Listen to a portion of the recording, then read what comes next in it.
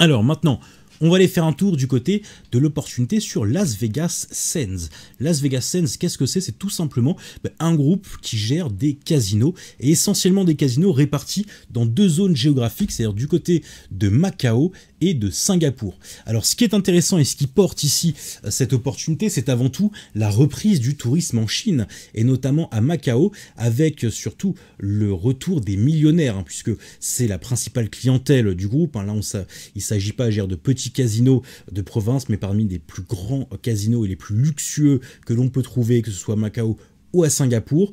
Et donc pour l'instant, le groupe profite également de la croissance du nombre de millionnaires du marché chinois. Je rappelle qu'on a eu donc une augmentation de plus de 30% de nouveaux millionnaires en Chine depuis 2015, et que ceux-ci atteignent maintenant 4,16 millions de personnes, autant de consommateurs potentiels, d'autant plus que le groupe a profité, jusque-là avait été pas mal pénalisé évidemment par le Covid, le fait que le Covid en Chine, même si on en parlait assez peu récemment dans les médias, était toujours mine de rien d'actualité. On avait encore des cas de résurgence qui se manifestaient et qui pénalisait pas mal le tourisme. Là, on a enfin tiré un trait sur ça. C'est ce qui permet du coup d'entrevoir, la fin des mauvais jours et le début justement de nouveaux jours radieux. Et surtout, le groupe en avait profité de cette période de fermeture et de baisse d'affluence pour réaliser de gros travaux.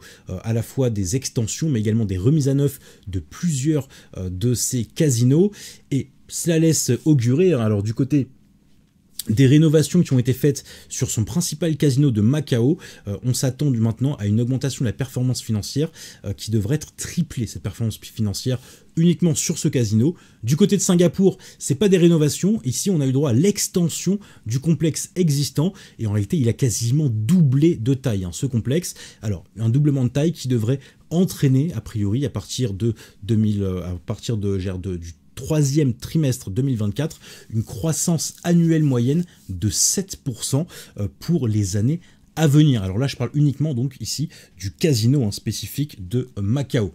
Quoi qu'il en soit, ce sont des perspectives ici plus qu'intéressante.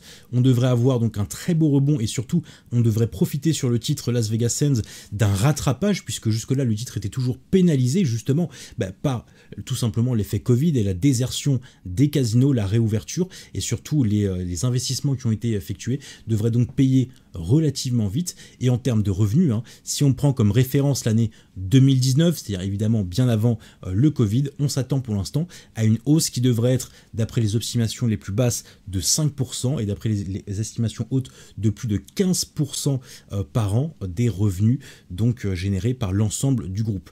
Et donc là, ça nous laisse une belle perspective de hausse qu'on va pouvoir observer tout de suite. Alors dans un premier temps sur un graphique, même chose hebdomadaire, on s'aperçoit effectivement graphique hebdomadaire qu'on partait de relativement bas, à la mi-2022, on était sous les 30 $ l'action. Là on est enfin repassé au-dessus des 50 $. Évidemment, les 50 $ l'action, c'est un seuil psychologique, mais c'était également aussi l'occasion de repasser au-dessus de la moyenne mobile 100 d'un point de vue hebdomadaire, ce qui est un très bon signal, une moyenne mobile 100 qui porte en plus des prix un support oblique ici, qui devrait donc a priori continuer de supporter les prix et les envoyer toujours plus haut, et surtout les envoyer retrouver des précédents sommets.